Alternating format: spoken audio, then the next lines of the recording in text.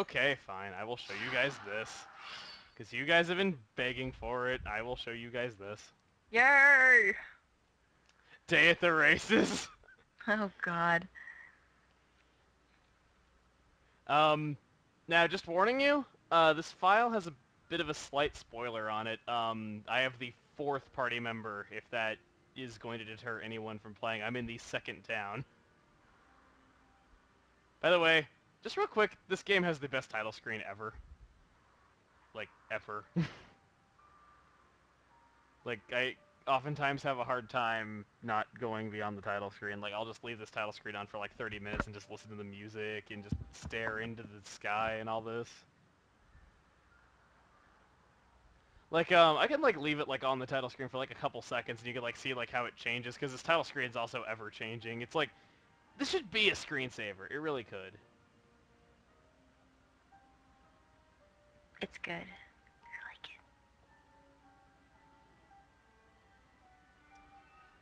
it. And this phone is dying. I probably better charge this for them.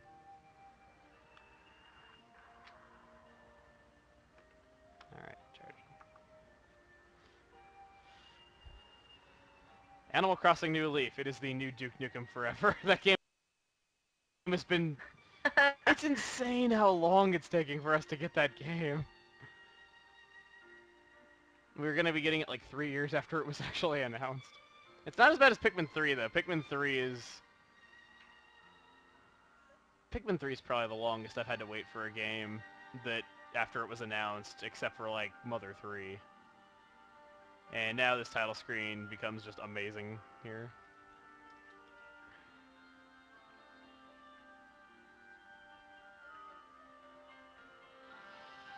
Now, Pikmin 3 is worse than Rayman Legends in terms of delays. Pikmin 3 was announced in 2007. It's being released in 2013.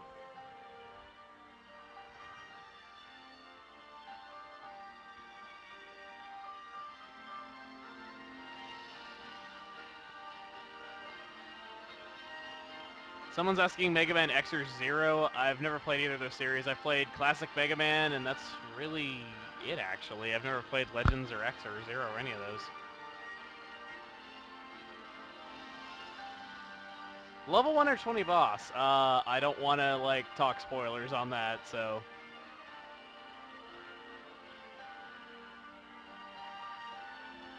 So, if this title screen hasn't made you want this game enough, just for the sake that you get, like, probably the greatest screensaver ever for your television... Worth it. Yeah, I think this justifies the purchase alone, but, like, when it turns nighttime, it looks like this, so that's pretty cool, but let's not loaf around anymore, let's not be my slacking anymore, let's start this up.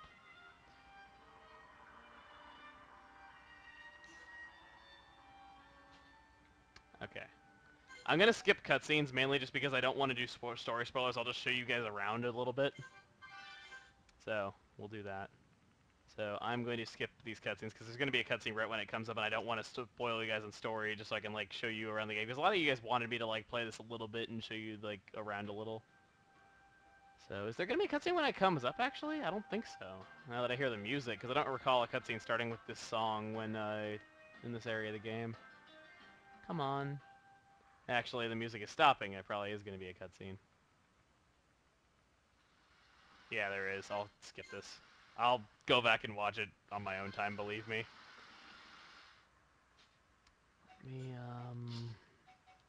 I'll play with the standard 3, I suppose, just so I'm not really, like, spoiling characters all that much. Alright. So, let me go ahead and, go to a more open area, I suppose, just kind of show you what this game's about, really. Okay, so. This game is a very open world RPG. When I say really open world, I mean it. Really, really open world. Like, if you've been kind of sick of, like, RPGs, especially JRPGs, like, being, like, incredibly linear in recent times, look no further. That's really the best I can say, because you are not, like, limited to linearity in this game whatsoever. You are encouraged to explore as much of these massive environments as you can. You get experience for doing so. It's that open world. As you also notice, I'm able to, like, you know, change the time freely and all that. That's kind of nice, you know, so you have to, like, sit around or, like, play, like, a song or anything. It's kind of nice, so you get to do that if there's something at night you want to do. And I wanted to stop raining so I can show you guys how pretty this game's world is! God. Like, I want to show off how cool this game is, and it keeps raining. Okay. So you have some really, you know, like, this is an example of, like, just like a typical view in the game, you know, there's a lot of, like, really pretty looking views in this game, that kind of stuff. And it just kind of gives you an idea for, like, the scale of how this world is going to be. Off in the distance, you see something that looks like a giant robot, I guess, to someone who's never played this game before. That is Mechonis. This game takes place, basically, in ancient times, there were two titans. There is the Mechonis over there and the Bionis, which is what we're standing on. The two of them basically clashed in seemingly sky being clear whenever I'm doing this. Come on. It's not... I'm here. I'm watching his explanation. I don't want to interrupt. Yeah. So, we have this little narrow pass and everything like that, and you guys probably aren't believing me when I'm saying how open these areas are. Well, how about we go around here, and how about you check out just one area in this game out of, like, 40? You see all that? If you can see it, you can go to it. Yeah.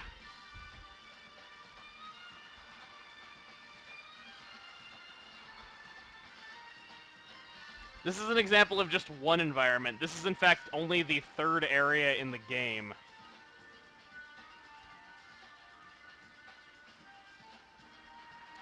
It is absolutely massive. And these environments, they don't feel like there's nothing to do with them. Like, you have different enemies around here. You do have monsters that you can hunt, of course, if you're into doing that in RPGs and whatnot. There's so much to do and see and explore. Over here we got, You can see the sky. Can we go up to the sky? we got a lake. I won't spoil that. To be fair, John made me ask you that. Yeah. Thanks, John. I will not spoil if you can go to the sky. So, This game is there's that. beautiful. Going into this game's design choices a bit, you have this glowing ball right here. That is an item. Items found, you don't have to, like, open up a chest. You just kind of walk into them and you collect them. Enemies will drop items when they're defeated. They stay there forever, just like in the Elder Scrolls games, which is kind of cool. But what's really cool is that the way that these battles play out, if I can get into one... Actually, let me see here. I think I might have just triggered an enemy that's rather tough. Did I? No, it's level 2015. That's not going to be tough enough. I want to get into a battle with something that will give me a fair challenge so I can kind of show you how these battles work. Because they are interesting to say the least. Downside is that pretty much everything here is kind of too weak for me to take on and actually be in any kind of real threat that I could show you really how they play out. So, what I can do is I can warp around a little bit around the game's world. You can kind of go to, like, you can fast travel in this game, you know, pretty much like a lot of other modern RPGs. It's handled pretty well. So, you're not, like, feeling like you're having to walk everywhere constantly. It's kind of nice. Here's an example of, this is Believer's Paradise that I'm going to go to next. It's in the same map. Keep in mind, though, that when I'm showing you this area, this is my character's line of view. This is how much of it there is. And then on top of that, there's another layer.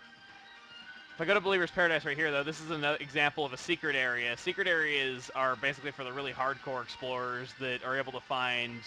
You know, they're always hidden really well, and you usually get, like, really breathtaking views from them and whatnot. So, yeah. That's an example of that. Let me see if I can get into a battle with something that would actually be somewhat of a challenge. Let's go to Colony 6. This is where I just came from, actually. Let me see what I can do.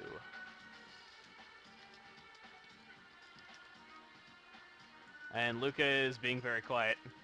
Sorry, I'm just letting you explain to people that haven't seen this. Yeah. I'll go here, and I'm going to be going into another map. Once again, I'm going to skip the cutscenes just so I don't do any story spoilers, because I don't remember exactly what is said in these cutscenes, so I don't want to be like, oh, yeah, this character, they did that, and, you know, like, be like, crap, now I can't undo that.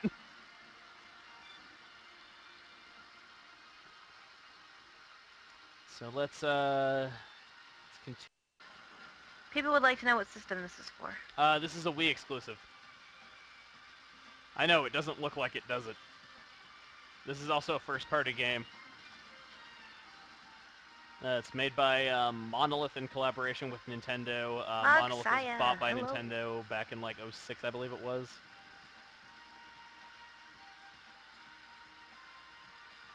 So.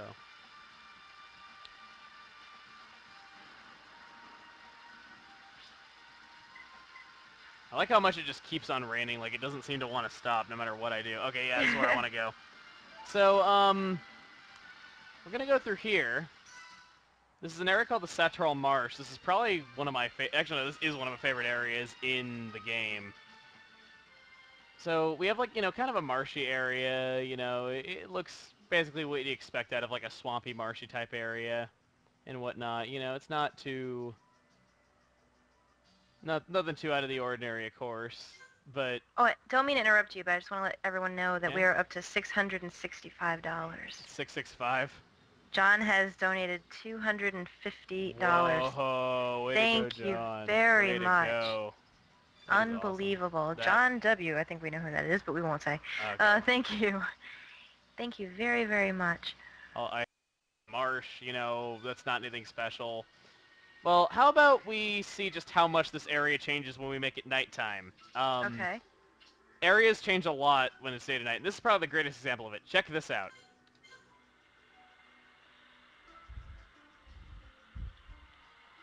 Ooh. Yeah. Now it looks like Final Fantasy X in some areas. Yeah. So this is kind of an example of just like really pretty areas that you're going to be going through. I mean, they're all huge, very open world. And it's just like this game takes a lot of things that we liked about RPGs, at least JRPGs in the 90s, that just kind of have been absent for a while now, and it kind of brings them back and modernizes them. How about I get into a battle now, because I would like to show off the main mechanic of the battles right here. So we get into a battle right here, and your normal attack goes off on a timer automatically. If you've played Star Wars, Knights of the Old Republic, you know what this is like. Your main job is going to be moving around, using your abilities. They do different things depending on how you're positioned relative to the enemy. Shoot, I would really like to get into a battle with something that's going to be actually challenging for me. How about... shoot. I'm trying to like think about what I could do here to show off the main part of these battles, because the problem is that the main mechanic is not going to show up unless I will automatically say higher. The exact number of side quests in Xenoblade Chronicles is 478. Wow. Okay, right here. I'd say stone should be enough. We have to take them to Zazadan as quickly as possible. Okay, so that is a vision. The main draw of Xenoblade is that the blade itself allows you to see the future. If you collect an item that you're going to need for a quest later on, you will get a vision of the future of you collecting the items for that quest, and it will tell you how many of them you will need for an eventual quest that will be coming up later. On top of this, let me go into my inventory really quick to show this.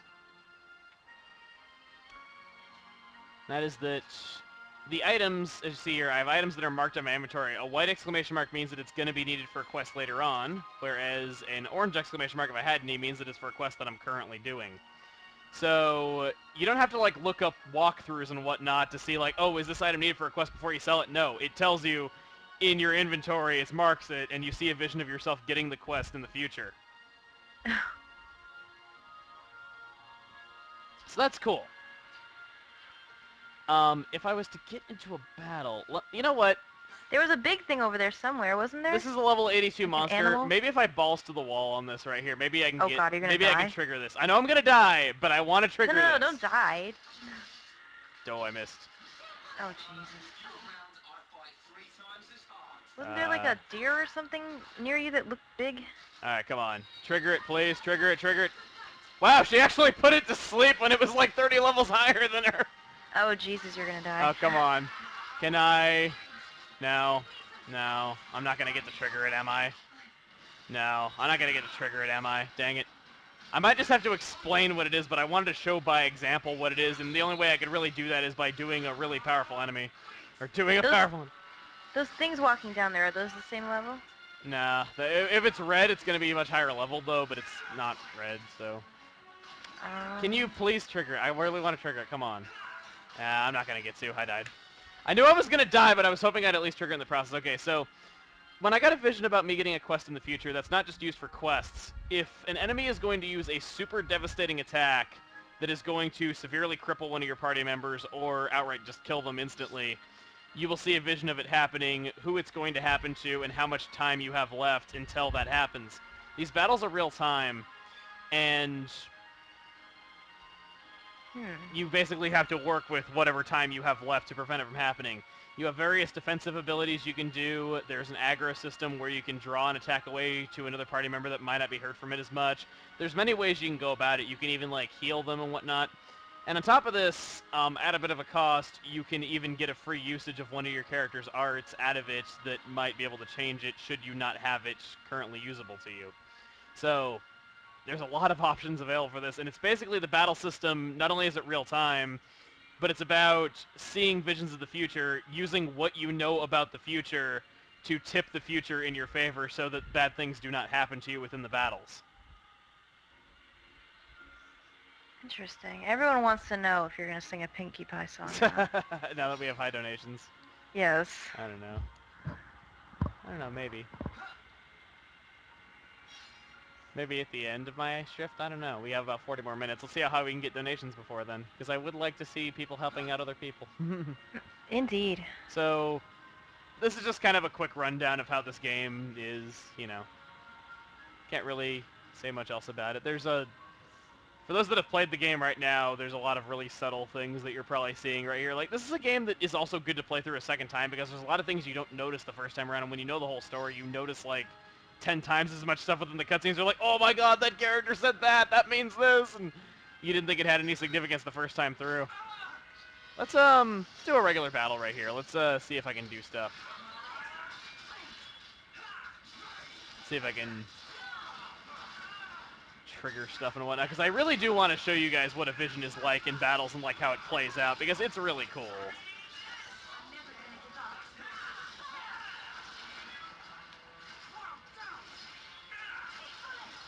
And Luca's not talking. I'm just watching. Everyone wants to know if you're going to LP this. Maybe someday. I keep saying that to everyone who asks that.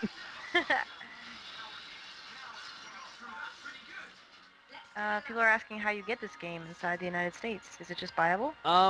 Outside the United States, it was sold normally. Inside the United States, it was only sold at GameStop and Nintendo.com, and unfortunately, neither store seems to carry it anymore. Just letting you know, if you live outside the United States, I greatly envy you because this game is really difficult to obtain in North America now because of how limited its release was here. It sold well here, but because of how limited the release was, there just aren't many copies floating around outside the hands of enthusiasts. To give you an idea on eBay, a North American version of this game can go for like $100, even though it hasn't even been out for a year. What about Canada? Do you think they have or no? Canada was the same, just with EB Games instead of GameStop. If you're in Europe or Australia, believe it or not, you actually have a much easier time getting a hold of this game than somebody living in, say, North America.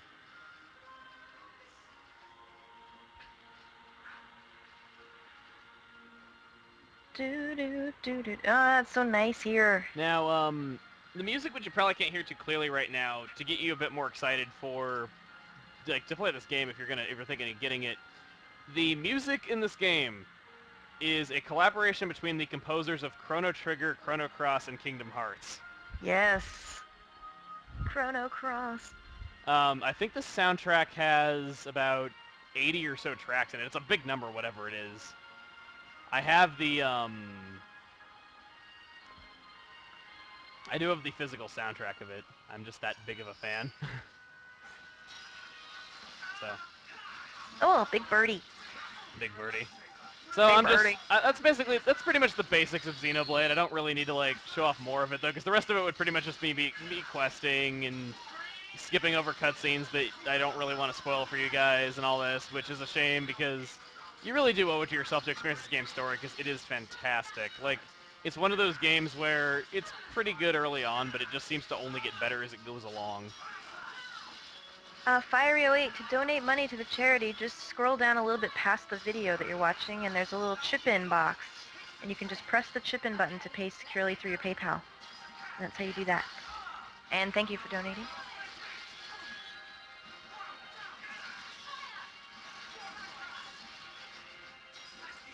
Nah, I didn't do it in time, dang it. I was trying to inflict, like, a status on the enemy. Yes, all the money goes to the charity Rice Bowls to feed impoverished children around the world. It's a great charity. Oh, it's not on the beta. Oh, that's interesting. Are you guys on the turbo beta? I haven't tried it yet myself. Opinions on other Operation Rainfall games. I do own the last story. I've only played it for about an hour. I'm not really sure I necessarily get the gameplay. I'm thinking about possibly playing through the first hour or so again to see if I fully get it, because I feel like there's stuff that I'm missing, but from what I've played, it looked really good. I heard it's not that long of a game. Like, it's only like 20 hours or so. It's not like this game, which is super long. Like, I've 100%ed this game fully. I have done every side quest. I even went back and did other branches of the side quests that I didn't do before. It took me 140 hours the first time. Wow. The main story was like 75 hours or so the first time through.